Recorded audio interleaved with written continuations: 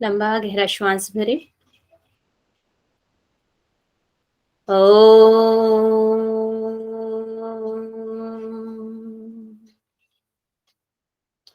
गुरुर्ब्रह्मा गुरुर्विष्णु गुरुदेवो महेश्वरा गुरु साक्षात् परब्रह्म तस्मै श्री गुरुवे नमः। तस्मै श्री गुरुवे नमः। तस्मै श्री गुरुवे नमः। मेरे साथ प्रतिज्ञा दोहराएं। मैं प्रतिज्ञा करती हूँ आजीवन यम नियम का पालन करूंगी। मैं प्रतिज्ञा करती हूँ फर्स्ट टाइम में नेट जेआरएफ क्लियर करूंगी। मैं प्रतिज्ञा करती हूँ विश्व में योग का पताका फहराऊंगी। मेरी संकल्प शक्ति सुदृढ़ है, पवित्र है, अबाध्य है। ओम ओम ओम। मैं अपनी संकल्प शक्ति से सब कुछ कर सकती हूँ। ओम ओम ओम। मेरे पास अजय मनोबल है। ओम ओम। हमने दोनों हैंड्स को रब करेंगे और तैयार हो जाएं शिव संहिता करने के लिए।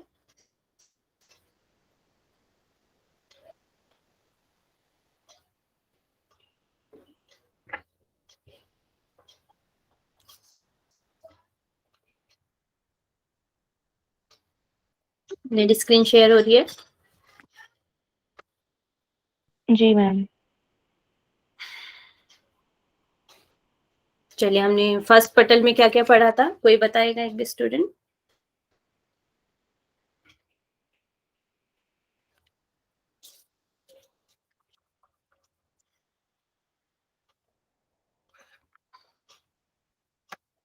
कोई भी नहीं?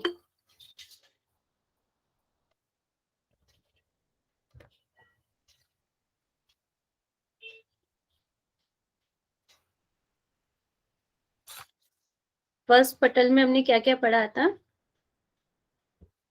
कोई भी एक स्टूडेंट बताएं।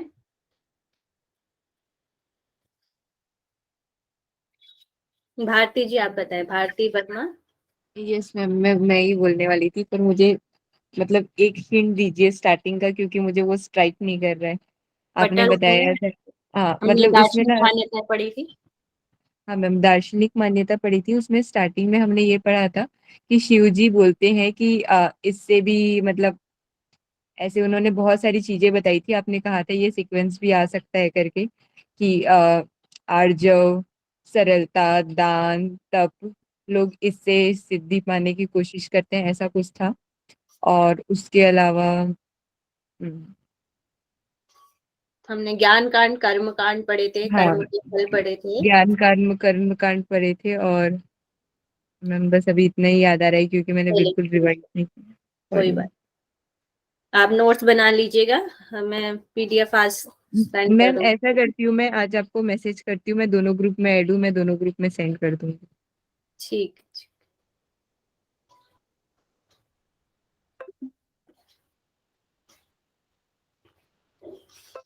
शॉर्ट में देख लेते हैं हमने क्या पढ़ लिया है फर्स्ट पटल में। आज हम सेकंड पटल स्टार्ट करने जा रहे हैं, तो ये तो छोटा सा इंट्रो था हमारा। तो आज हम सेकंड पटल में नाड़ी का वर्णन, कुंडली और वैश्वानर अग्नि के बारे में पढ़ेंगे, और कुछ और चीजें हैं। फर्स्ट पटल में हमने ज्ञानोपदेश का कारण पढ़ा था, और फिर दार्शनिक मान्यताएं पढ़ी थी। वेद पढ़े थे, वेद दो प्रकार, कर्म कांड और ज्ञान कांड के पढ़े थे। और कर्म कांड भी हमारे दो प्रकार के और फिर तीन प्रकार के थे, और इसमें विधि में नित्य, नैमित्तिक और काम्य कर्म थे। फिर कर्म फल थे, स्वर्ग रूप और नरक रूप दो प्रकार के थे। फिर ज्ञान कांड का वर्णन है। फिर संसार के तीन प्रकार बताए गए इसमें, शत्रु, मित्र और उदासीन। फिर पंचभूत के बारे में बताया गया है कि किससे क्या चीज उत्पन्न हुई, आकाश से वायु, और आकाश से वायु, वायु से अग्नि, अग्नि से हमारा जल, और जल से पृथ्वी, इस तरीके से। और इसी तरह से जब वह वापस जाते हैं तो परम पत्नी में लीन भी इसी तरीके से वापस आ जाते हैं। फिर हमने माया की शक्तियां पढ़ी थी। माया की 2 शक्तियां हैं यहाँ पर, एक विक्षेप और एक आवरण। और फिर हमने पूर्व हमारी शरीर उत्पत्ति कैसे होती है वो पढ़ा। अब हम द्वितीय पटल में तत्व ज्ञान के उपदेश में पढ़ेंगे। द्वितीय पटल आज शुरू करेंगे।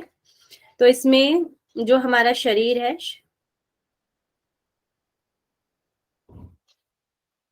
शरीर की तुलना हमारे ये जो ब्रह्मांड है, ब्रह्मांड से की गई है। जैसे हमारे ब्रह्मांड में क्या क्या चीजें पाई जाती हैं, जैसे हमारे संसार में या हमारे जगत में क्या क्या, जैसे नदियां हैं, समुद्र है, क्षेत्र है, क्षेत्रों के स्वामी है।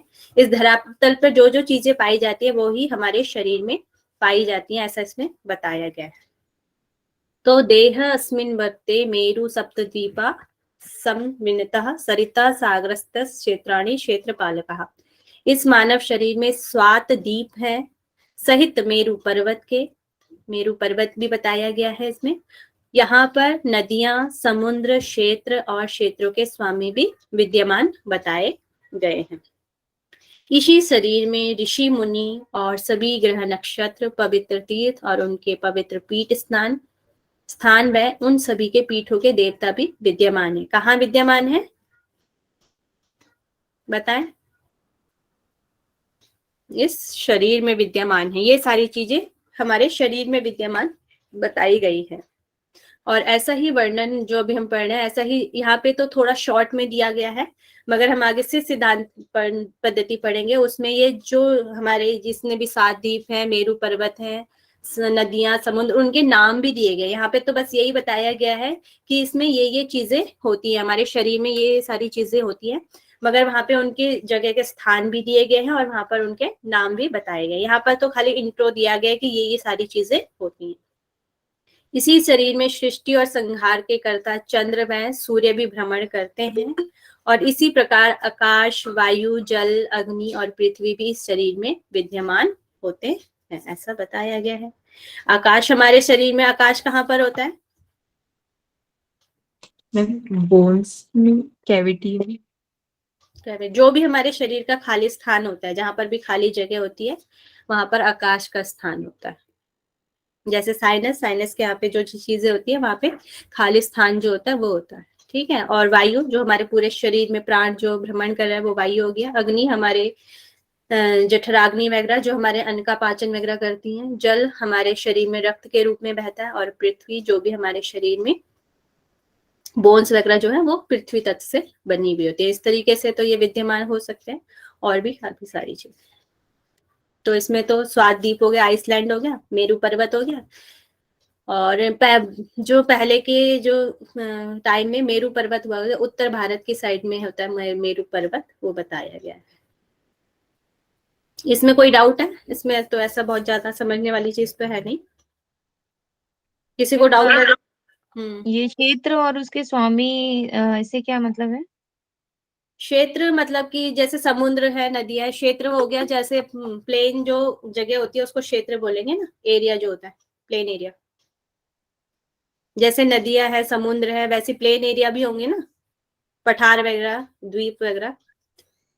Yes ma'am. तो क्षेत्र, उसके स्वामी से मतलब क्या इंडिकेशन है यहाँ पे? क्षेत्रों के स्वामी, जैसे जैसे कोई राज्य होता है, राज्य का कोई स्वामी होता है ना, राजा होता है ना।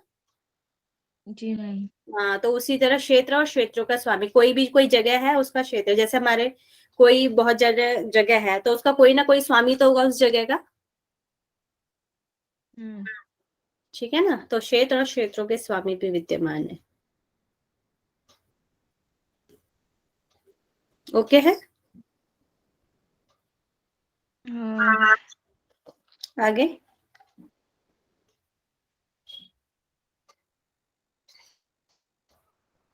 मैम, आई थिंक सो इनका पूछना ये है कि ये पर्टिकुलर जो पॉइंट है ना वो हमारी बॉडी से है, क्योंकि दे शरीर में पूछा गया है ना, या हम्म, पर्टिकुलर ऐसे अपन जो मतलब इंडियन फिलोसफी पढ़ते हैं इस टाइप का है, या ये आप बॉडी से रिलेटेड कुछ बता रहे हो? आई वही थिंक सो देह के बारे में बताया गया, इस मानव शरीर में। यस, इस ओके। मानव शरीर में ये सारी चीजें बताई गई, वो भी बताया ना, तत् ब्रह्मांडे, ऐसे कुछ आपका श्लोक भी आता है। यस, पिंडे तत् ब्रह्मांडे। वही वही वाली चीज इसमें बताई गई, जो भी सारी चीजें हमारे ब्रह्मांड में है और वही सारी चीजें हमारे शरीर में भी विद्यमान होती है, तो उस तरीके से हम इसे यहाँ पे ले सकते हैं। हाँ मैम, ये तो समझ में आ गया कि ये सारी चीजें हैं, लेकिन मेरा मतलब ये मैं समझ नहीं पा रही हूँ कि इसका जो क्षेत्र है, जैसे आपने बताया आकाश तत्व है जो है वो हमारा कैविटी में है ना, तो यही इन सारी चीजों का स्थान कहाँ है और उसके स्वामी से मतलब स्थान क्या यहाँ मतलब पर मिल नहीं सकेंगे? दिया गया है, स्थान अभी आप आगे से सिद्धांत पद्धति पढ़ेंगे उसमें आपको मिलेगा, इसमें बस इतना ही बताया गया। ये आपका फर्स्ट श्लोक है, ये सेकंड है और ये थर्ड श्लोक है। इसमें बहुत ज्यादा डिटेलिंग नहीं दी हुई है, जितना दिया इतना ही दिया गया इसमें। ये नहीं बताया गया कि ये स्थान कहाँ कहाँ पर है, ये आप आगे अभी से सिद्धांत पद्धति पढ़ेंगे उसमें सारी चीज डिटेल में आएगी अभी। Okay ma'am. ठीक है। जी।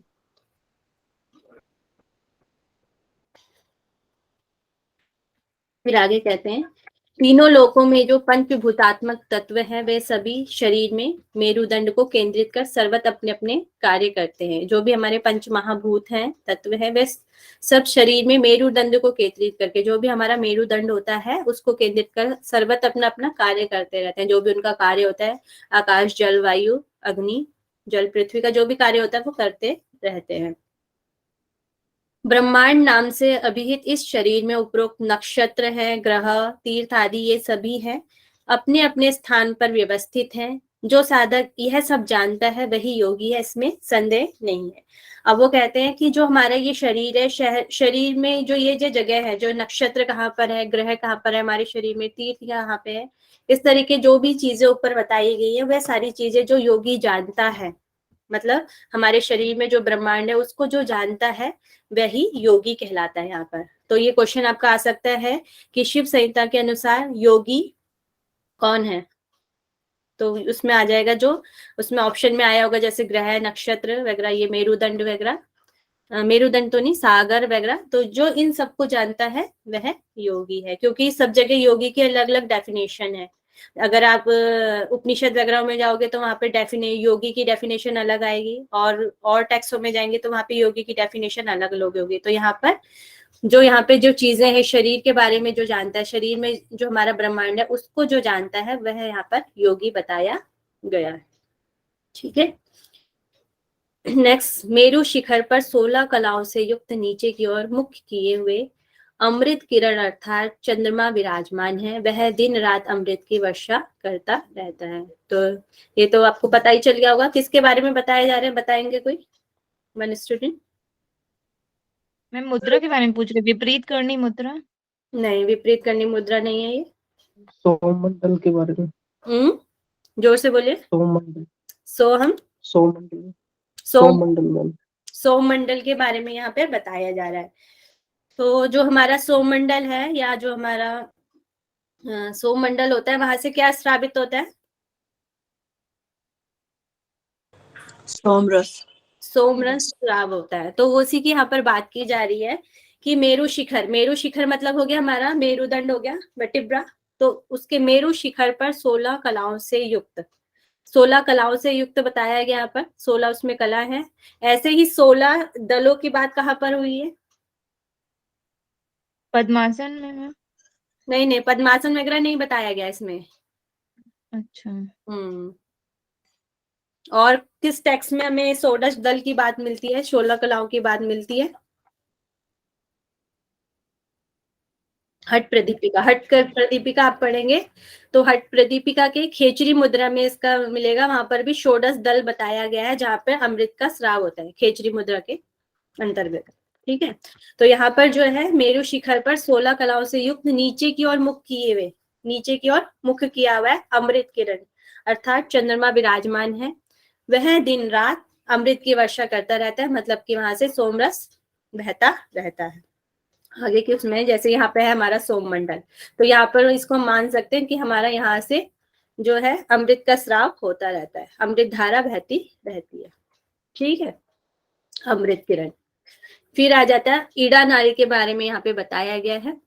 वही सूक्ष्म अमृत द्विधा द्विधा विभक्त होकर, द्विविधा मतलब यहाँ पे दो है, इससे मतलब दो भागों में विभक्त होकर नियत मार्ग से बहता है।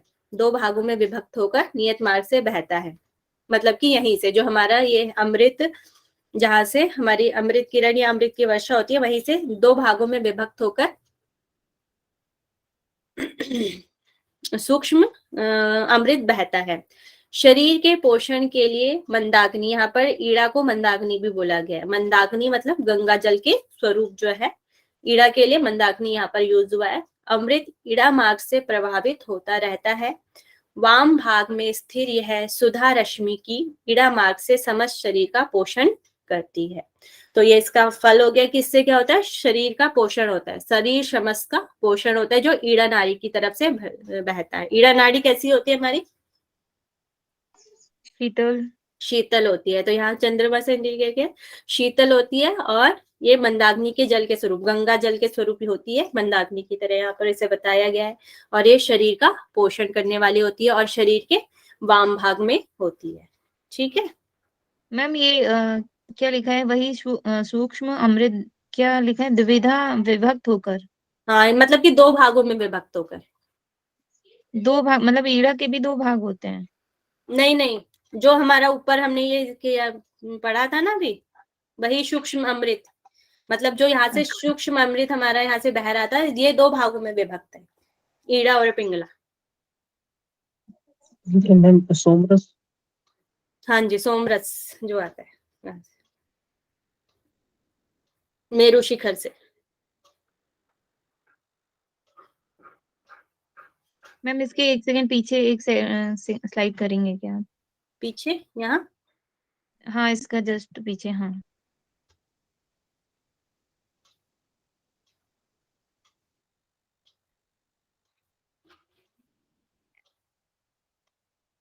ओके।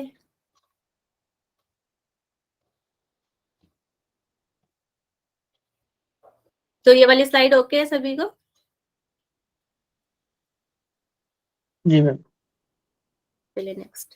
फिर यहाँ पे पिंगला की बात हुई है, तो दूसरा दुग्ध अमृत, यहाँ पे जो पिंगला है उसको दुग्ध अमृत मतलब दूध की तरह जो समान है, शुद्ध दूध के समान आभा वाले चंद्रमा अमृत हट पूर्वक सुधा मंडल से, सुधा मंडल मतलब आप क्या, सोम मंडल भी बोल सकते हैं और उसे सुधा मंडल भी बोल सकते हैं। हमारे शरीर में कितने मंडल होते हैं? 3 तीन मंडल। नौ मंडल। मैम, क्या 9? सूर्य मंडल और सोम मंडल 2 मंडल। क्या कह रहे हैं? मैम, पता नहीं, आई थिंक 9 शायद, पता नहीं। 3 मंडल। 3 मंडल होते हैं। 3 मंडल होते हैं, कौन कौन से? योनि मंडल, सूर्य मंडल और सोम मंडल।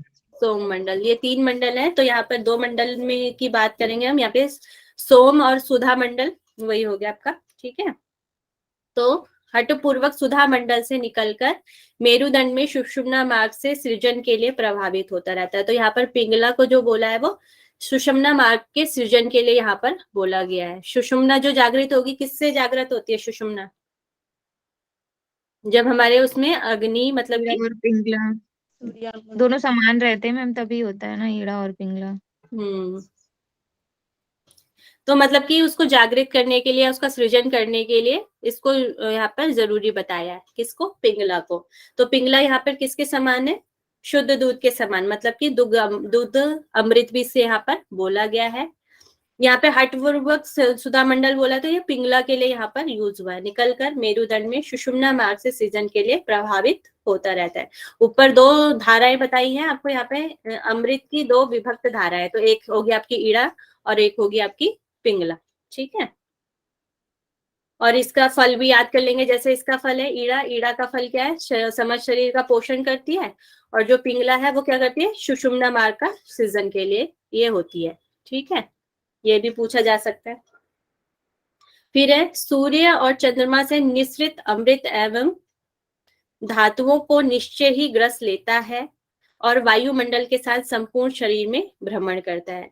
सूर्य चंद्रमा से निःसृत अमृत और धातु, यहाँ पर आपकी सूर्य मंडल और फिर सोम मंडल की यहाँ पर बात हो रही है। सूर्य मंडल क्या करता है? यहाँ से हमारा जो अमृत रस टपकता रहता है या सोम रस जो टपकता रहता है, वो क्या करता है, सूर्यमंडल उसे ग्रस लेता है, यहाँ पे बताया गया है।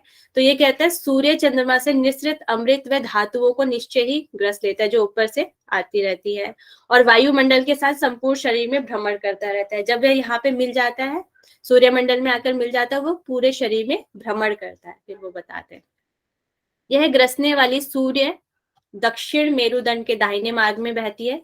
जो ग्रसने वाली है, मतलब कि पिंगला की बात यहाँ पर हो रही है, वह राइट साइड में होती है, मेरुदंड के दाहिने मार्ग में बहती है, और चंद्र की पीयूष धारा से सम्मिलित रूप में सृष्टि एवं संहार कारक कहलाती है। मतलब कि ये कहने का मतलब है कि इस प्रकार चंद्रमा सृष्टि की कर्ता और सूर्य क्या है, संहार करता यहाँ पर कहलाता है। मतलब कि जो चंद्रमा ईड़ा नाड़ी को यहाँ पर सृष्टि करता, और जो हमारी पिंगला है सूर्य को, या नहीं सॉरी, चंद्रमा मतलब कि आपका सोममंडल हो गया, तो वो हो जाएगी आपकी सृष्टि करता, और सूर्य संहार करता। यहाँ पे जो सूर्यमंडल जो हो जाएगा वह यहाँ पर आपका संहार करता कहलाता है। ओके है, दोनों हो सकता है। यहाँ पे ईड़ा का भी हम एग्जाम्पल ले सकते हैं, और आपका पिंगला का भी हो सकता है। ईड़ा पिंगला और सोमरस और सूर्यमंडल का भी हो सकता है, दोनों ही चीज यहाँ पर आ सकती हैं। मैम एक बार और समझा दो इस लाइन को। इस वाली लाइन को, जी तो मैम। इस प्रकार चंद्रमा सृष्टिकर्ता और सूर्य संहारकर्ता कहलाता है। मतलब कि जो हमारा सोम रस है, सोम रस में जो हमारा नीचे आ जाता है सूर्यमंडल, तो वह नष्ट ही हो जाता है ना। तो जब हम अपने चंद्रमंडल का बचाव करेंगे या सोम मंडल का अगर हम बचाव करेंगे, तो हमारी आयु बढ़ेगी, और अगर वह हमारा जो अमृत है वह टपक जाएगा, सूर्यमंडल में टपकता रहेगा, तो क्या होगा, संहार करता, हमारे शरीर का नाश होता है ना, धीरे धीरे उसकी आयु कम होती जाती है, या उसका ओज या जो भी चीज है वह कम हो जाएगा, उसका बल क्या होगा, कम हो जाएगा। ये कहने का मतलब है। मैम वो मतलब सूर्य नाड़ी से आता है कि सूर्यमंडल में, मतलब दक्षिण जो हमारी पिंगला नाड़ी है उससे सूर्यमंडल नहीं, में पिंगला शांत। नाड़ी से तो नहीं आता है। नहीं नहीं, इसमें ये ऐसा तो नहीं बोला कि मेरु दाहिने में बहती है। मैम ये चक्र है क्या, मतलब ये मणिपुर चक्र में कुछ सूर्यमंडल रहता है, ऐसा कुछ बता रहे हैं क्या, यहाँ उससे भी रिलेट कर सकते हैं क्या? बिकॉज उधर सूर्यमंडल बोल भी के है ना, जो सूर्यमंडल नाभि चक्र है वो सूर्यमंडल में आ जाता है ना, सूर्यमंडल उसे बोला गया। 3 मंडल यहाँ पर बताए गए, तो ऊपर चंद्रमंडल, सूर्यमंडल, और जो आपके स्वादिष्टान के यहाँ पर होता है वो योनि मंडल होता है। तो यहाँ उससे ले सकते हैं, रिलेट कर सकते हैं। नाभि मंडल यहाँ पे सूर्यमंडल होता है। जब आप आगे और टेक्सों में पढ़ोगे तो विपरीत करनी मुद्रा जिससे करते हैं ना, जैसे हम, तो जब हम सूर्यमंडल को ऊपर ले जाते हैं और सोममंडल हमारा नीचे आ जाता है, तो उससे हमारा क्या होता है, अमृत का बचाव होता है। वहां पे बताया गया, जब हम विपरीत करनी मुद्रा करते हैं, उस बचाव के लिए कहा गया है।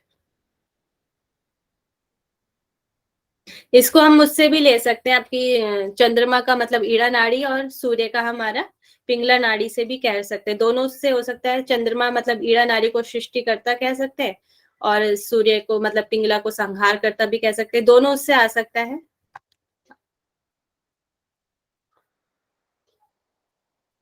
जी मैम। ठीक है, ओके है, आगे बढ़े। जी मैम। जी। फिर हमारे मानव शरीर में नाड़ियों की बात बताई गई है। तो सर्थलात्रय नाड़्य संति देहांतरणे निराम, मतलब कि हमारे मानव शरीर में 3.5 लाख नाड़ियां हैं, उसमें प्रधान रूप में 14 नाड़ियां मुख्य बताई गई हैं। इसमें तो 3.5 लाख नाड़ियां हैं। ऐसा अकेला ये टेक्स्ट है जिसमें 3.5 लाख नाड़ियां बताई गई, और टेक्स्ट में हमारे कितनी नाड़ियां बताई गई हैं, 72,000। 72,000 नाड़ियां बताई गई हैं। ठीक है, और उसमें से मेन कौन सी होती हैं, 3 एड़ा ईड़ा पिंगला सुषुम्ना। ईड़ा पीड़ा, ईड़ा ईड़ा पिंगला और पिंगला सुषुम्ना, है सुषुम्ना। ना। 3 नाड़ियां होती है, मगर यहाँ पर जो मेन नाड़ियां बताई है 14 नाड़ियां बताई गई हैं। और ऐसे ही 2 टेक्स्ट और हैं जिसमें 14 नाड़ियां आपकी बताई गई है। एक तो हट रत्नावली में, और आपकी वशिष्ठ, आप पढ़ेंगे आप वशिष्ठ संहिता, वशिष्ठ संहिता में भी आपकी 14 नाड़ियां बताई गई हैं। कोई कुछ बोल रहा था। हाँ मैम, मैं बोल रही हूँ ये जो 14 नाड़ियों का कॉन्सेप्ट है ना, ये योग उपनिषद में भी बहुत जगह मिलते हैं। योग उपनिषद में इसमें मेरी एग्जैक्ट एक्चुअली याद नहीं किसमें, पर हमने पढ़ा है, ये योग उपनिषद में है 14 नाड़ियों का वर्णन। त्रिशिखों में हो सकता है, और आपका त्रिशिको ब्राह्मण उपनिषद में शायद, और आपका उसमें आएगा आपका वशिष्ठ संहिता में भी 14 नाड़ियों का वर्णन है। त्रिशिखों में 10 नाड़ियां हैं, वहां पे भी इसी में है, आपके वशिष्ठ संहिता में है। और यहाँ पर आपका वशिष्ठ संहिता भी आगे टेक्स्ट पढ़ेंगे आप, तो उसमें भी 14 नाड़ियां हैं। हठ रत्नावली में 14 नाड़ियां हैं, और आपकी शिव संहिता में 14 नाड़ियां बताई गई है। तो इसमें आपकी ये 14 और 15 है आपका सेकंड पटल के। आगे देख लेते हैं कौन कौन सी 14 नाड़ियां आपकी। सुषुम्ना से यहाँ पे स्टार्ट हुई है। सुषुम्ना, इड़ा, पिंगला, गांधारी, हस्तजीविका, कुहू, सरस्वती, पूषा, शंखनी, पयस्वनी, वारुणी, अलम्बुषा, विश्वोदरी और आपकी यशस्वनी। ये 14 नाड़ियां यहाँ पर बताई है, ये इनका क्रम है। सुषुम्ना, इड़ा, पिंगला, गांधारी, हस्तजीविका, कुहू, सरस्वती, पूषा, शंखनी, पयस्वनी, वारुणी, अलम्बुषा, विश्वोदरी। ये 14 नाड़ियां बताई गई हैं। इन 14 नाड़ियों में भी पिंगला, इड़ा और सुषुम्ना ये 3 प्रमुख बताई गई हैं। यहाँ पर भी आपके कितने 3-3.5 लाख जो नाड़ियां हैं, उनमें से 14 नाड़ियां, और 14 नाड़ियों में से भी 3 नाड़ी यहाँ पर प्रमुख बताई हैं, और 3 नाड़ियों में से भी एक नाड़ी सुषुम्ना नाड़ी मेन बताई गई है। जो सबसे मुख्य नाड़ी यहाँ पर सुषुम्ना नाड़ी बताई गई है। तो यहाँ पर 14 नाड़ियां ओके है। हमें इसी सीक्वेंस में याद करना पड़ेगा। हाँ जी, इसी सीक्वेंस में आप याद कर सकते हैं, अच्छी बात है। मतलब मैम जो पेपर में आएगा तो इस सीक्वेंस में पूछेगा क्वेश्चन, ये कैसे भी पूछ सकते हैं हाँ, इसमें? पूछ सकता है, हमारे इसमें तो क्रम पूछते ही हैं। तो जैसे यहाँ पे दिया हुआ ये सुषुम्ना है, सुषुम्ना से स्टार्ट है आपका, फिर पिंगला हो गया, गांधारी हुआ, हस्तजीवा हो गया, कुहू हो गया, सरस्वती, पूषा, शंखनी, पयस्वनी, वारुणी, अलम्बुसा, विश्वोदरी, यशस्वनी, इस तरीके से हो जाएंगे। और फिर एतासु तीनों मुख्य, 3 मुख्य हैं, और उसमें से तीनों नाड़ियां इसमें मुख्य है। पिंगला, इड़ा और सुषुम्ना बताई गई है। तो यहाँ पर ये इसका सीक्वेंस हो गया।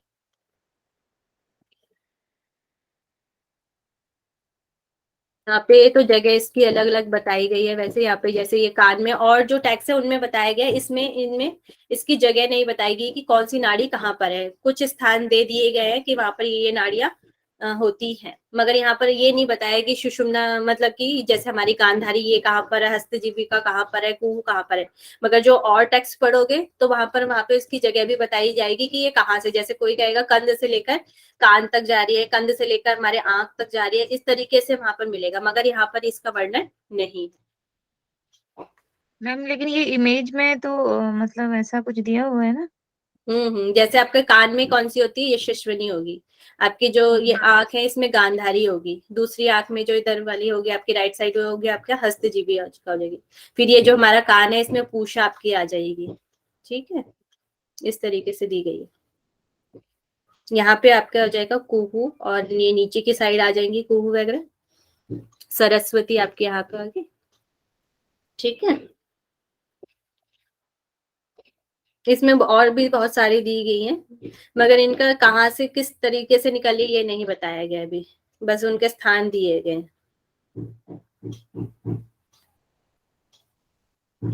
तो अभी आप वो करना चाहेंगे कि कौन सी किस स्थान में है, ये आगे बढ़े? हम आगे बढ़ते हैं, क्योंकि कौन सा किस स्थान में है वो बहुत कंफ्यूजिंग हो जाता है।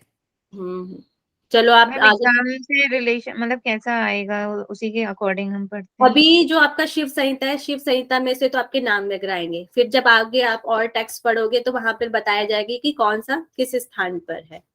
ये तो हमारे टेक्स्ट में तो अभी यहाँ पे जगह का नहीं बताया गया, कुछ जगह दी गई हैं, तो वहां पे बताया गया कि वो वहां वहां पर होती है। चलिए, फिर आपका है सुषुम्ना नाड़ी। सुषुम्ना नाड़ी को यहाँ पर योग वल्लभ भी कहा है। योग वल्लभा मतलब हो गया जो योगियों को प्रिय नाड़ी है। ठीक है,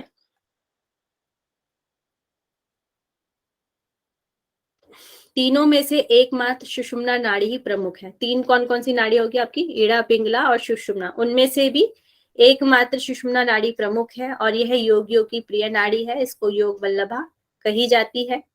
अन्य सभी नाड़ियां इसी का आश्रय करके शरीर में स्थित रहती हैं।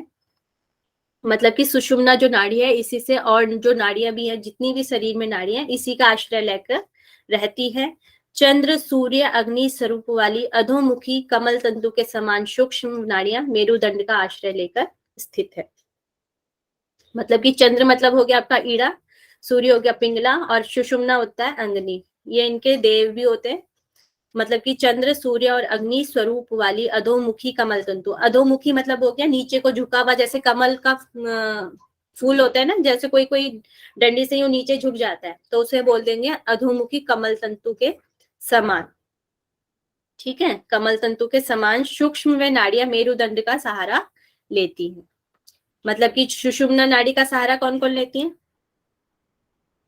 ईड़ा पिंगला सुषुम्ना। मैम यहाँ ये जो तीनों नाड़ी हैं उनको ही मतलब ये कमल तंतु के समान जो अधोमुखी होती हैं तीनों को ही बोला गया है।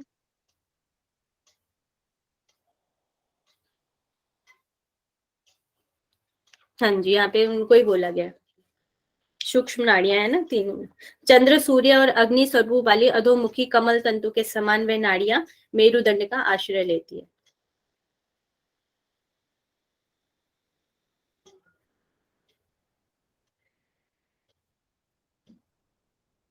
तो इससे मैम ऐसा भी क्वेश्चन बन सकता है क्या कि ये सुषुम्ना नाड़ी को शिव संहिता के अनुसार अग्नि नाड़ी भी कहा जाता है? ऐसा भी कुछ क्वेश्चन आ सकता है क्या? आ सकता है, क्योंकि हमें और जो हम टेक्स्ट पढ़ेंगे वहां पे भी बताया गया कि ये इनके देव है।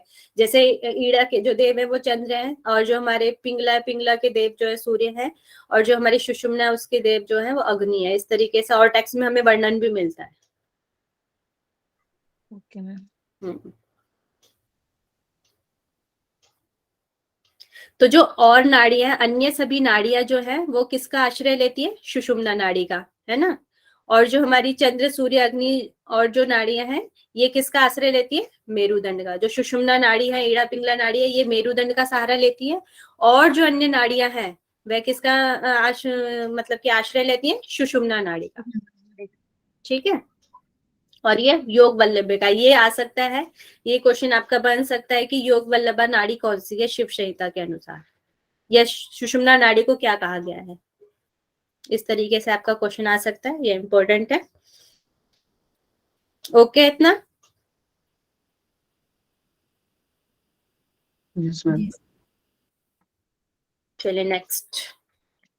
फिर चित्रा नाड़ी की यहाँ पर बात की गई है, इसको यहाँ पर उपाधि रूपा बोला गया है। ठीक है। तो इन तीनों नाड़ियों के मध्य में चित्रा नाड़ी है। कौन कौन सी तीन नाड़ियां?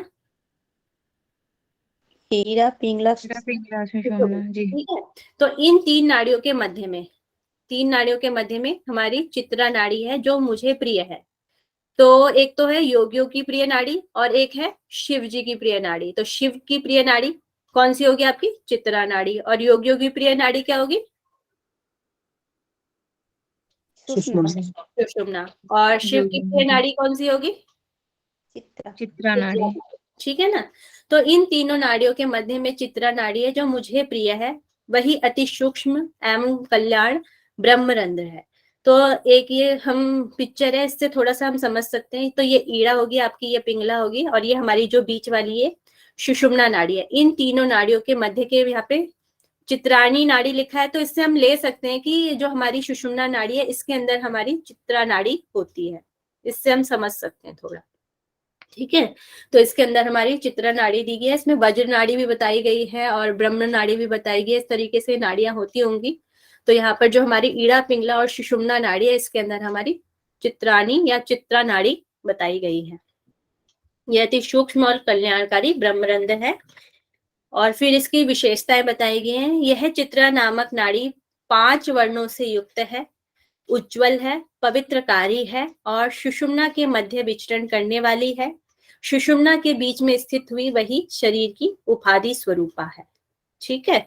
और फिर इसका फल भी बताया गया है। इसके ध्यान मात्र से मतलब चिंतन मात्र से ही योगी के महापापों का समूह नष्ट हो जाता है। कितने भी बड़े महापाप हैं उनका समूह जो होता है वह नष्ट हो जाता है, ऐसा इसमें बताया गया है। ठीक है। ओके। Yes ma'am. ठीक है। ओके। फिर ये क्वेश्चन देख लेंगे। तो शिव संहिता के अनुसार किस नाड़ी को शरीर की उपाधि रूपा कहा जाता है? ये तो अभी आ ही जाएगा आप सभी को। किसको कहा गया है?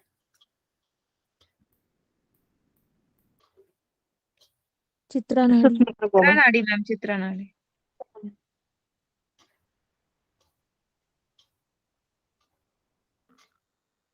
चित्रा नाड़ी को कहा गया है।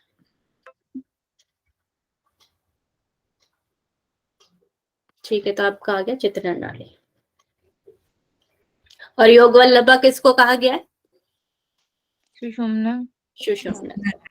ठीक है, फिर आ जाती है यहाँ पे कुंडली की। ठीक है, कुंडली का स्थान यहाँ पे बताया गया है। तो यहाँ पे गुदा, ये गुदा है, ये एनस, गुदा प्रदेश से 2 अंगुल ऊपर और मेढ्र से 2 अंगुल नीचे, 4 अंगुल विस्तार वाला, 4 अंगुल का है विस्तार वाला समरूप में स्थित आधार या मूलाधार चक्र है। आधार मतलब कि जो हमारा मूलाधार चक्र है, इसको हम आधार भी बोलते हैं, आधार चक्र भी बोला जाता है। कई कई टेक्स्ट में से आधार चक्र भी बोला गया है। तो हमारा एनएस से ऊपर और मेढ्र मतलब हो गया आपके जेनाइटल ऑर्गन्स जो होते हैं, स्वादिष्टान चक्र के नीचे के जो स्थान होता है उसको हम मेढ्र बोलते हैं, जो हमारा पेल्विक रीजन होता है। तो यहाँ पर 4 अंगुल विस्तार वाला बोला गया और समरूप में है, मतलब चारों ओर से समान रूप से यहाँ पर बताया गया है। जैसे ये है समरूप है। और फिर इस आधार कमल की कर्णिका में अति सुंदर त्रिकोण आकार वाली योनि है, जो समस्त तंत्रों में गुप्त अर्थात पूर्णतः गोपनीय बताई गई है। तो इस आधार कमल की कर्णिका, कर्णिका तो वैसे वो होता है जैसे हमारा कमल का फूल है, उसकी एक पत्ती होती है, उसको भी बोला जाता है कर्णिका। या उसके बीच में जो कमल का फूल होता है, उसके बीच में हमारी येलो येलो कलर के डॉट टाइप के होते हैं ना, उसको भी बोल सकते हैं। तो उस आधार कमल की कर्णिका में अति सुंदर त्रिकोण के आकार वाली योनि है, जो समस्त तंत्रों में गुप्त अर्थात पूर्णतः गोपनीय बताई गई है, इसको गोपनीय बताया गया है। वहीं विद्युत लता, विद्युत लता हो गया मतलब कि आप क्या जो बिजली होते हैं, बिजली के समान जो लता होती है के आकार वाली 3.5 लपेटे लगाए हुए कुटिल आकार वाली परम देवा कुंडली सुषुम्ना के मार्ग में अवस्थित होती है। जो कुंडली होती है वह कहाँ होती है? सुषुम्ना के मार्ग में अवस्थित होती है, कुटिल होती है, टेढ़ी आकार वाली होती है, 3.5 लपेटे लगाई होती है। तो यहाँ पर कुंडली का जो आपके लपेटे आ जाएंगे वो 3.5 लपेटे हैं। और कहीं कहीं टेक्स्टों में 8 लपेटे भी बताए गए हैं कि हमारे 8 लपेटे होते हैं कुंडली के, यहाँ पर 3.5 लपेटे बताए गए हैं। वह कुंडली संपूर्ण जगत की कारण रूपा है, निर्माण में सदा संलग्न है, वाणी द्वारा अवर्णीय है, वाग देवी देवों के द्वारा सतत प्रणव है, मतलब देवों के द्वारा भी पूजी जाती है, उसको प्रणाम किया जाता है, वाग देवी है। तो इसके यहाँ पर आपका जो कुंडली है, कुंडली का एक नाम और क्या हो गया आपका? वाग देवी हो गया, वाणी के द्वारा अवर्णीय है, तो इसलिए यहाँ इसको वाग देवी बोला गया है। इसमें से किसी को कुछ पूछना है? मैम ये स्लाइड फिर से थोड़ा सा समझा देंगे प्लीज।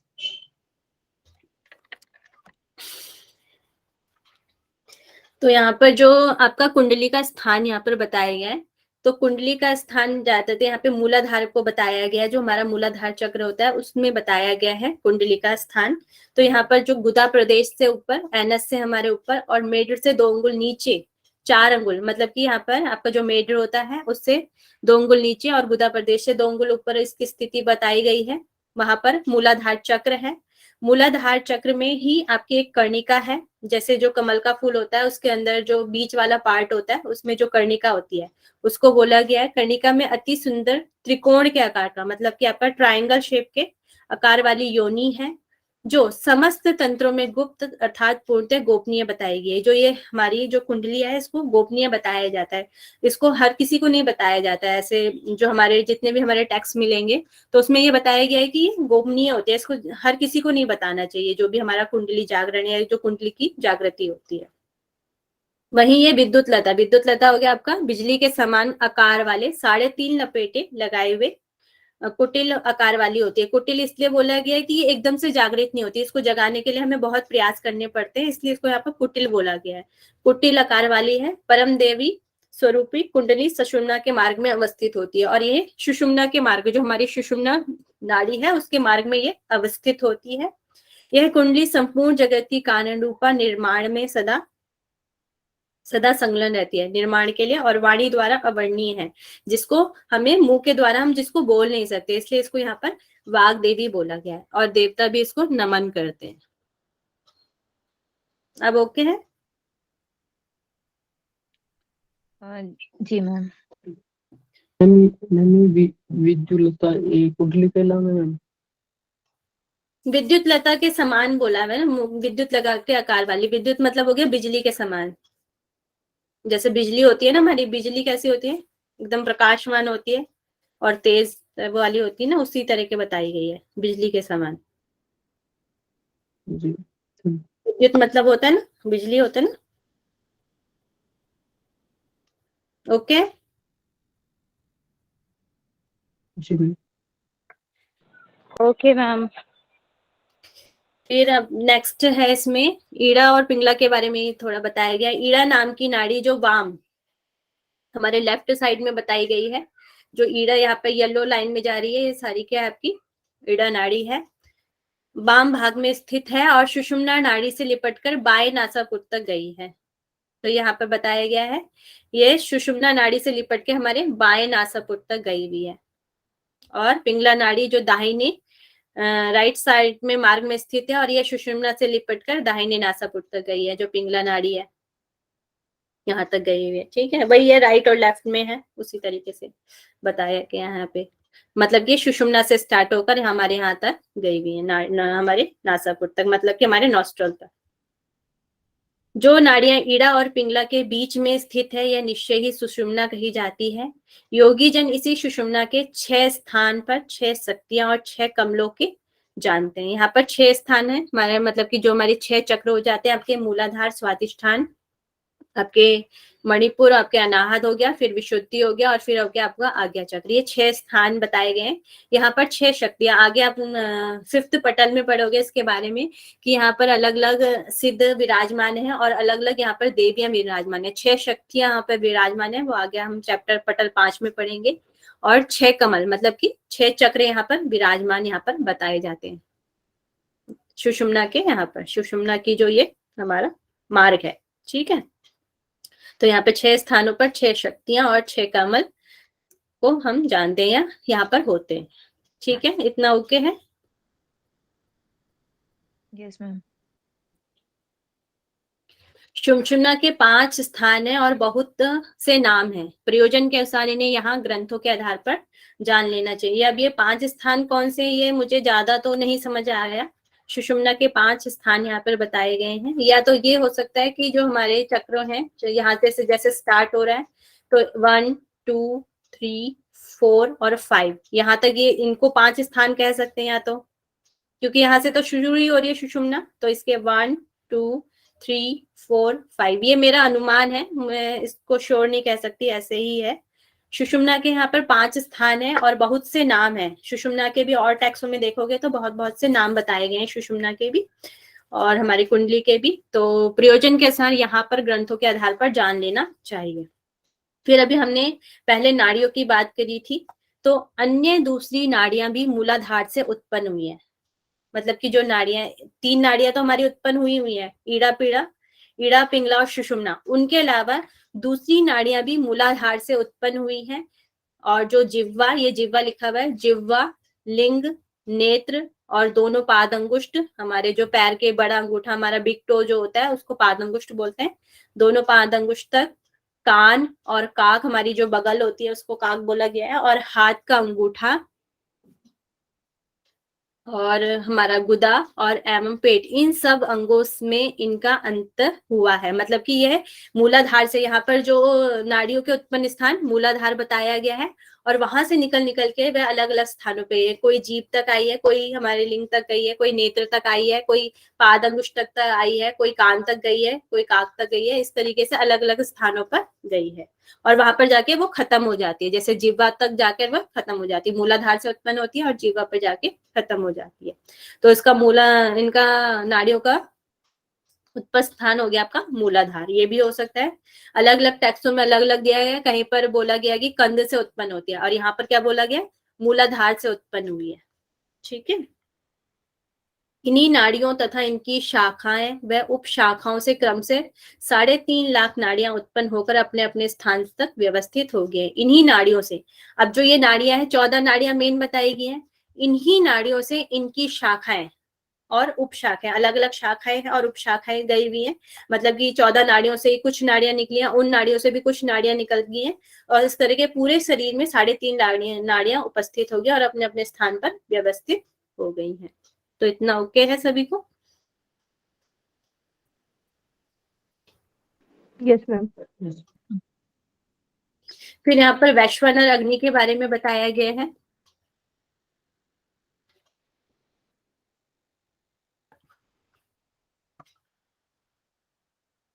वैश्वानर अग्नि का और कहाँ हमें वर्णन मिलता है?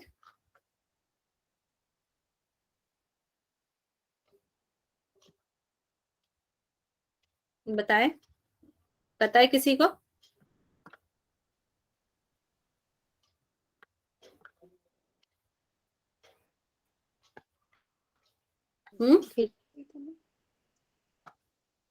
कोई बोल रहा था, कुछ बताएं। चलिए, वैश्वानर अग्नि होते हैं हमारा, यहाँ पर वैश्वानर अग्नि का स्थान भी कई टेक्सों में अलग अलग बताया गया। यहाँ पर जो बताया गया है वो बस्ती प्रदेश में हमारा बताया गया है। और मेरुमूल, मेरुमूल क्या हो गया हमारा, जो वर्टिब्रा है, वर्टिब्रा के सबसे नीचे वाला जो पार्ट है, मूल को मतलब जहां से स्टार्ट होती है उसको बोला जाता है। तो मेरु के मूल से है, बस्ती प्रदेशों में मेरु मूल से सूर्यमंडल के मध्य में स्थित 12 कलाओं से युक्त अन्न को पचाने वाली प्रज्वलित अग्नि विद्यमान है। ठीक है। तो यहाँ पर वैश्वानर अग्नि बताई गई है। अन्न को पचाने वाली कौन सी अग्नि बताई गई है? वैश्वानर अग्नि। ठीक है। और ये सूर्यमंडल के मध्य में 12 कलाओं से युक्त बताई गई है। तो इसका ध्यान रखेंगे कि वैश्वानर अग्नि को कितने कलाओं से युक्त बताया गया है, तो इसका ध्यान रखना है, 12 कलाओं से युक्त बताया गया है और अन्न को पचाने वाली है। अब ये कह रहे हैं, मेरे तेज के अंश से उत्पन्न हुई है वैश्वानर नामक अग्नि प्राणियों के शरीर में स्थित होकर विविध प्रकार के पाक कर्म करती है, मतलब भोजन को पचाने वाले कार्य करती है। ठीक है। और ऐसा ही वर्णन हमें गीता में भी मिलता है। गीता पढ़ेंगे तो उसके गीता के हमारे 15वें अध्याय में इसका वर्णन मिलता है कि वहां पर भी जो हमारे कृष्ण कहते हैं कि सभी जीवों में वैश्वानर अग्नि का ऐसा कुछ, वहां पर समस्त जीवों के शरीर में पाचन अग्नि मैं ही हूँ, मतलब वहां पर भी वैश्वानर अग्नि का वर्णन वहां पर आया है। तो यहाँ पर शिव कह रहे हैं, मगर मेरे तेज के अंश से उत्पन्न हुए, मेरे तेज के अंश से उत्पन्न हुई वैश्वानर नामक अग्नि प्राणियों के शरीर में स्थित होकर विविध प्रकार के पाक कर्म करती है, मतलब भोजन को पचाने वाले कार्य करती है। और इसके हमारे लाभ क्या क्या हो जाएंगे? एक तो रोगों की उत्पत्ति को नष्ट करने वाली, मतलब रोगों को उत्पन्न नहीं होने देती है। वह वैश्वानर अग्नि आयु को देने वाली है। दूसरा हमारा लाभ क्या हो जाएगा? आयु को देने वाली है तथा बल का पोषण करती है, जो हमारे शरीर में उसका पोषण करती है, हमारे बल का पोषण करती है। और चौथा हो गया शारीरिक सुफुर्ती, और हमारे शरीर में सुफुर्ती रहती है, हमेशा ताजगी बनी रहती है। तो ये हमारे इसके लाभ हो गए। एक तो हमारा ये भी हो सकता है पाक कर्म हो गया, सेकेंड हो गया रोगों की उत्पत्ति को नष्ट करने वाली है, थर्ड हो गया आयु को देने वाली है, फोर्थ हो गया बल का पोषण करने वाली है और शारीरिक सुफुर्ती देने वाली है। ठीक है। इसलिए विद्वान योग साधक वैश्वानर नामक अग्नि को विधि पूर्वक प्रज्वलित करते हैं। जो योग साधक होते हैं इसको विधि पूर्वक प्रज्वलित करते हैं और इसमें गुरु के प्राप्त निर्देश के अनुसार प्रतिदिन अन्न की आहुति देते हैं। जो गुरु का निर्देश होता है कि आपको कितना भोजन करना है, उसके अनुसार वह भोजन करते हैं, प्रतिदिन अन्न की आहुति देते हैं, उतना ही भोजन वह करते हैं। इसका मतलब ये हो गया। ठीक है, इतना ओके। मैम ये जठराग्नि जो होती है और वो सेम है क्या ये दोनों?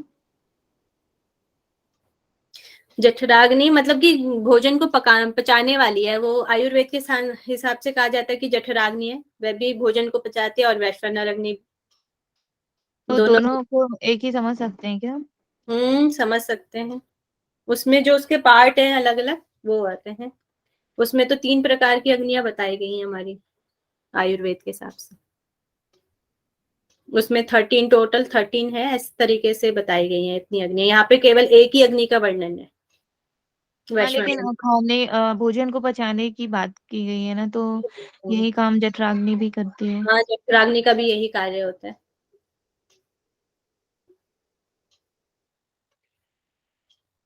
ओके है, यस मैम। बस इतना ध्यान रखना है आपको। एक तो बस्ती प्रदेश का ध्यान रखना है और सूर्यमंडल की 12 कलाओं का यहाँ पर ध्यान रखना है आप लोगों को, ठीक है।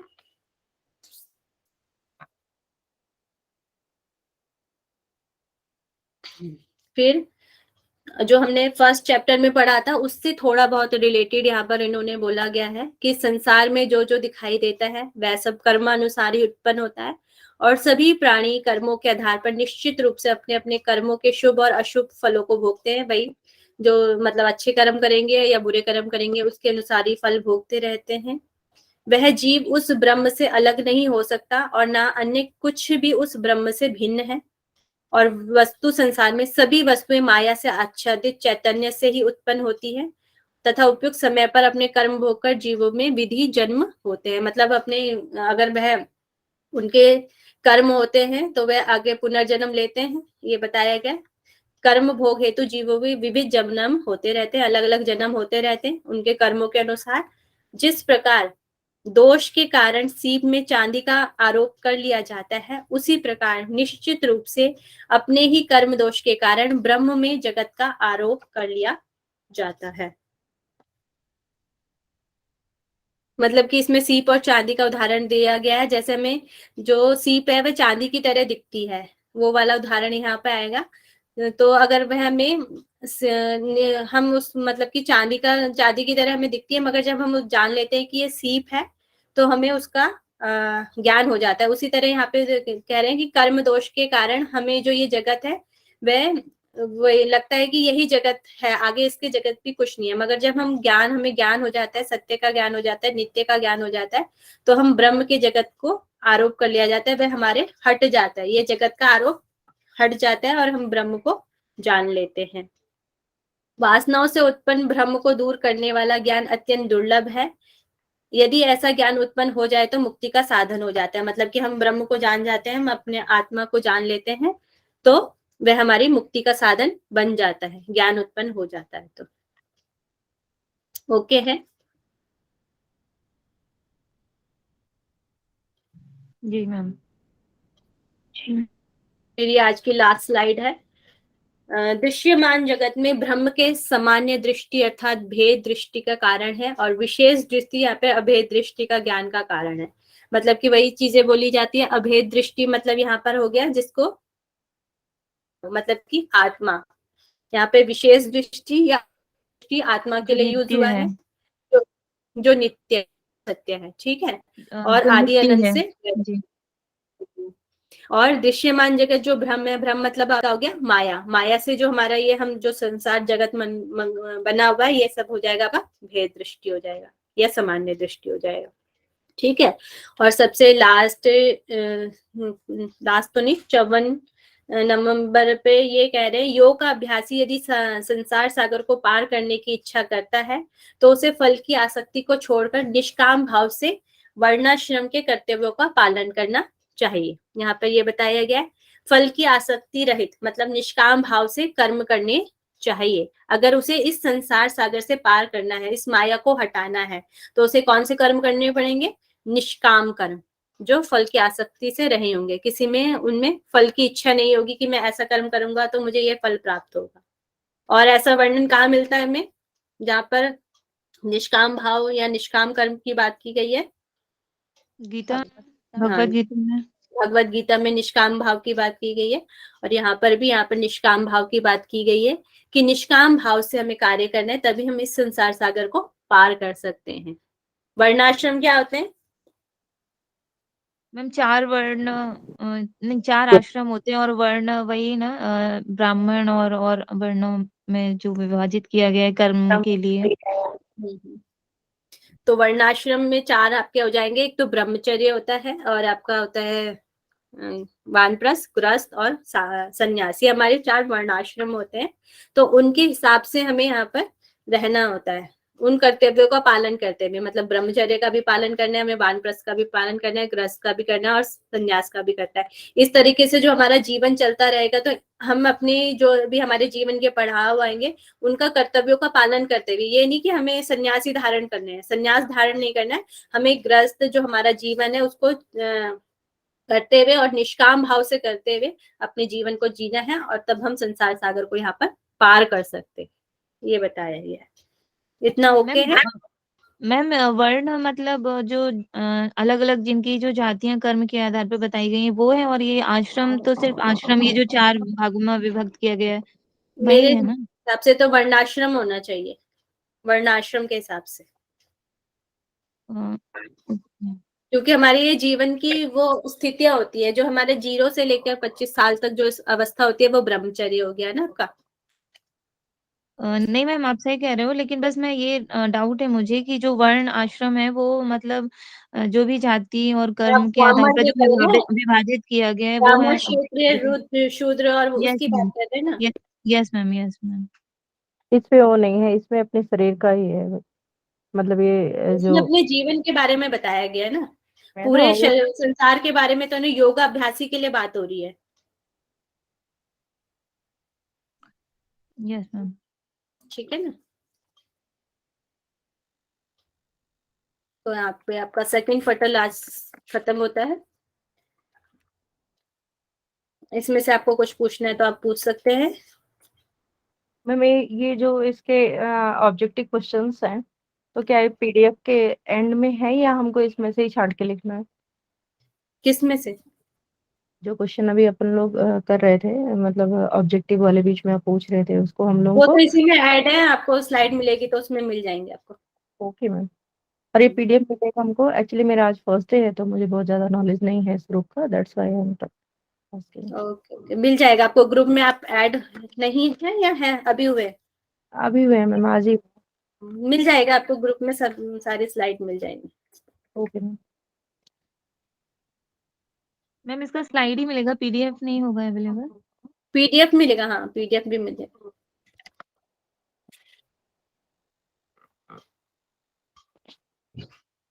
ओके, किसी को कुछ पूछना है? मैम आप क्वेश्चन कीजिए। मैं क्वेश्चन करती हूँ। चलिए आप मुझे बताएंगे सेकंड पटल में क्या क्या चीजें हैं।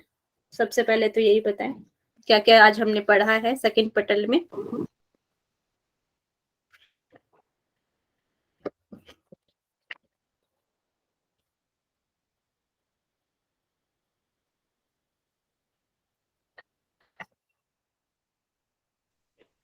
नाड़ी वर्णन और वैष्णव अग्नि। पहले टाइप करें पहले।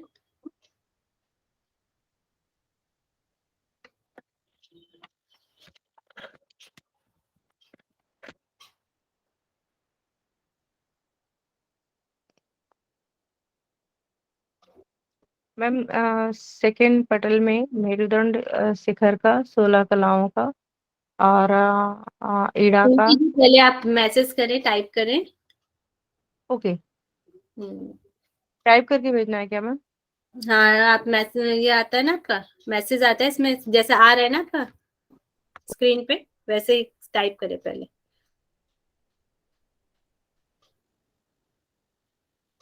पूजा जी बताएंगे। जी मैम। मैम इसके अंदर कुंडलिनी का वर्णन किया गया है, और वैष्णवी अग्नि और नाड़ी वर्णन। नाड़ियों का वर्णन। चलिए अब मुझे बताएंगे। महेश जी का भी आंसर आ गया है, प्रियंका जी का भी, और very good Mahesh ji. Next मुझे बताएंगे टोटल कितनी नाड़ियां बताई गई हैं।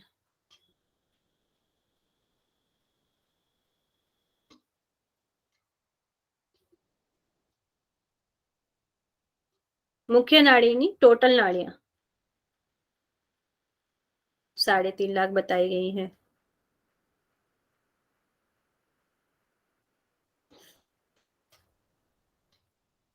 वेरी गुड चिंकी जी, 3.5 लाख। अब मुझे बताएंगे मुख्य नाड़ियां कितनी बताई गई हैं।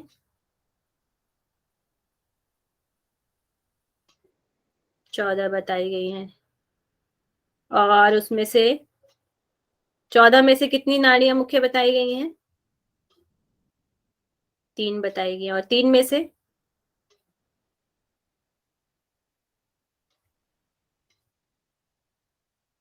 एक नाड़ी बताई गई है, और सुषुम्ना। ठीक है, सुषुम्ना को इस क्या कहा गया है? ये किसकी प्रिय है?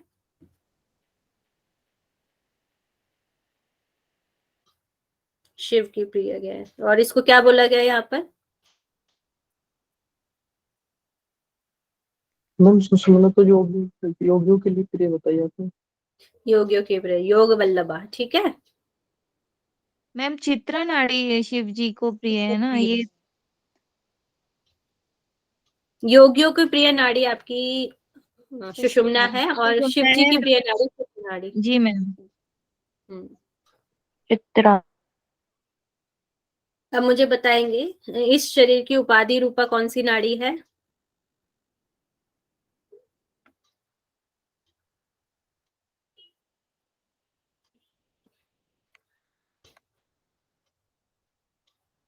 चित्रा नाड़ी। अब मुझे इसके वो बताएंगे, चित्रा नाड़ी के कौन कौन से किस तरह की चित्रा नाड़ी है?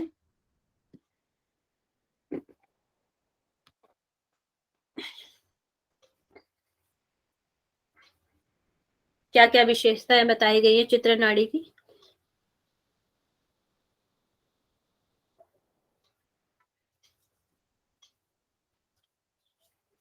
महेश जी का आंसर आया पंचवर्णा, और उज्जवल, और पवित्र।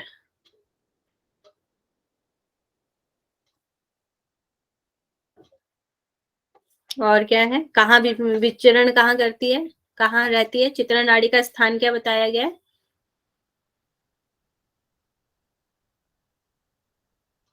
सुषुम्ना, सुषुम्ना के मध्य में।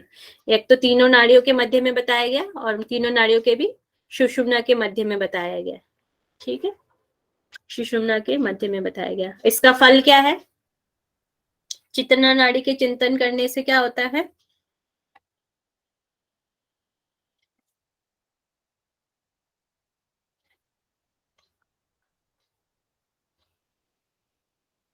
महापापों का नाश होता है। प्रियंका जी और महेश जी का आंसर आ रहा है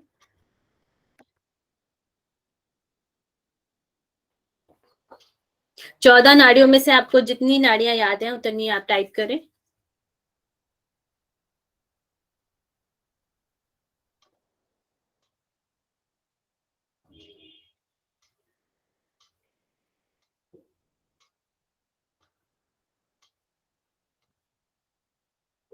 एक एक करके नहीं, एक ही टेक्स्ट में एक ही बार लिखे प्रियंका जी।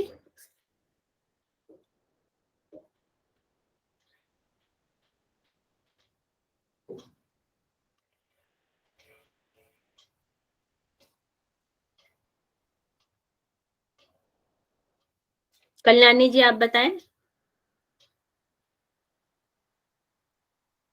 जी मैम।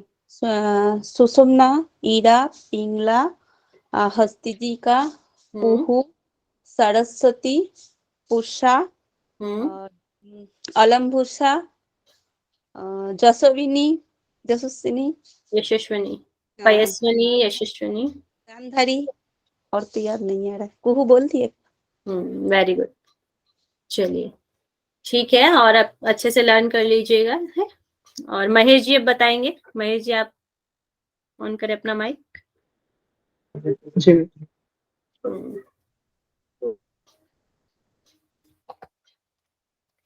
क्या हम नाड़ियों के नाम ही बताने हैं? हाँ, नाड़ियों के नाम होते हम ईड़ा, पिंगला, सुषुम्ना, गांधारी, हस्तजीवा, कुहू, सरस्वती, पूषा, संकिनी, पयस्विनी, वारुणी, अलम्बुसा, यशस्विनी।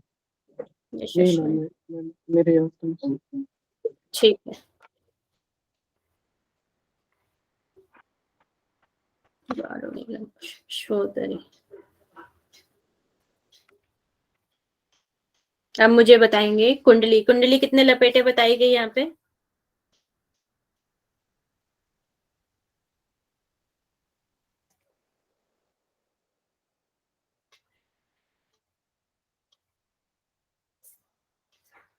3.5 लपेटे आ रहे हैं महेश जी का, चिंकी जी का 3.5 लपेटे बताया गया है।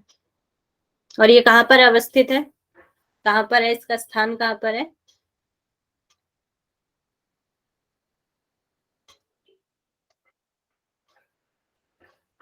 मूलाधार में, मूलाधार के त्रिकोण में। और कुंडली को और क्या बोला गया है यहाँ पर?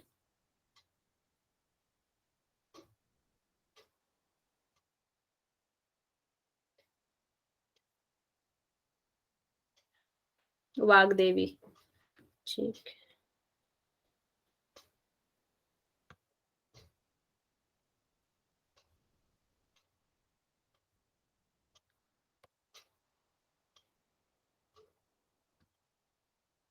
सुषुम्ना के कितने स्थान बताए गए यहाँ पर?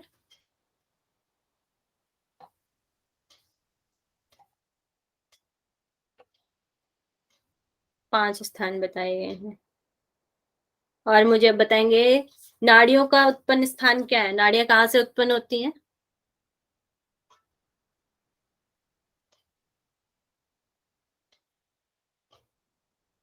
मूलाधार से। ठीक है। जो ईड़ा नाड़ी है, ईड़ा नाड़ी कहाँ से स्टार्ट होकर कहाँ पर खत्म होती है, ईड़ा नाड़ी?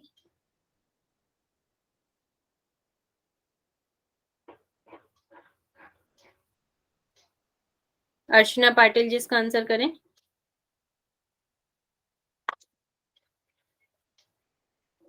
लेफ्ट नॉस्ट्रिल से कहाँ से स्टार्ट होती है? नासाग्र से। मैंने आधा सुना था। सॉरी। मूलाधार से स्टार्ट हो रही है ना सारी नाड़ी। ओके, नीचे से। नीचे से ऊपर हमारे नासाग्र। मूलाधार से मैंने स्टार्ट होकर लेफ्ट नॉस्ट्रल तक जाएगी, ठीक है ना? ओके, उल्टा बोल दिया मैंने, सॉरी। ठीक है। हमारा जो 16 कलाओं से युक्त दल जो है वो कहाँ पर होता है, कहाँ पे बताया गया उसका स्थान?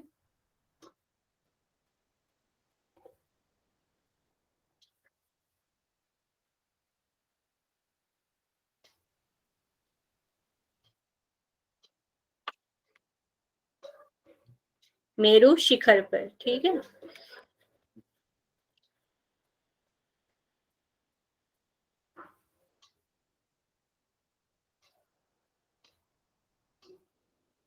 मेरु शिखर। नेक्स्ट बताएंगे मुझे वैश्वानर अग्नि का स्थान क्या है?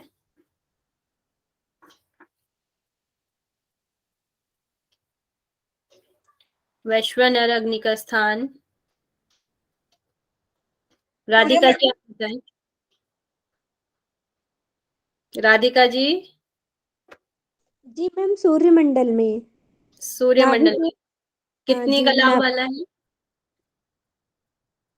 सूर्यमंडल 16 कलाओं। 12 कलाओं से युक्त है। हाँ। ठीक है, यहाँ पर 12 कलाएं दी गई है। सब जगह अलग अलग, आगे आपसे सिद्धांतपति भी पढ़ेंगे, उसमें इसकी अलग कलाएं बताई गई है। सूर्य की वहां पर अलग बताए, यहाँ पर 12 कलाएं बताई गई है सूर्यमंडल। अब यहाँ पे बताएंगे वैश्वानर अग्नि के क्या क्या क्या कार्य हैं, क्या क्या करती है वैश्वानर अग्नि?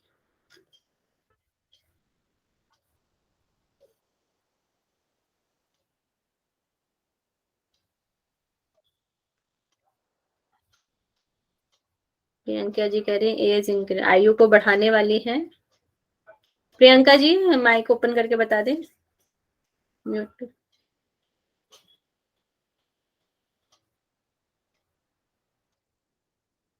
यस मैम, आयु को बढ़ाने वाली और पोषण प्रदान करने वाली। बल और पोषण, बल को पोषण प्रदान करने वाली और रोग को उत्पन्न करने से नष्ट करने वाली, ठीक है। Yes ma'am. अब मुझे बताएंगे अभेद दृष्टि किसके लिए यूज हुआ है यहाँ पर? नित्य। नित्य है जो आत्मा के लिए यहाँ पर यूज हुआ है, क्योंकि यहाँ पर अद्वैत की बात हुई है, तो एक ही चीज है, वह है आत्मा। अद्वैत के लिए और हमारी नित्य और जो सत्य है, ठीक है। और भेद किसके लिए यूज हुआ है, भेद दृष्टि? या सामान्य दृष्टि, जो भी माया जगत ये है उसके लिए, सांसारिक माया के लिए यूज हुआ है, ठीक है ना। संसार सागर को किस तरीके से हम प्राप्त कर सकते हैं, संसार सागर को हम किस तरीके से पार कर सकते हैं शिव संहिता के अकॉर्डिंग? निष्काम निष्काम भाव से, यहाँ पर दिया गया है, निष्काम भाव से हम इसको प्राप्त कर सकते हैं। प्रियंका जी का भी आ गया, कल्याणी जी का भी आ गया आंसर, और चिंकी जी का भी आ गया, निष्काम भाव से। और निष्काम भाव से भी किस तरीके से करना है, किन कर्तव्यों को का पालन करना है? वर्णाश्रम, वर्णाश्रम के जो हमारे कर्तव्य होते हैं उनका पालन करते हुए हमने करना है। चलिए आज के यहीं पे हम क्वेश्चन आंसर स्टॉप करते हैं। चलिए शांति मंत्र करेंगे। किसी को कुछ पूछना है अभी?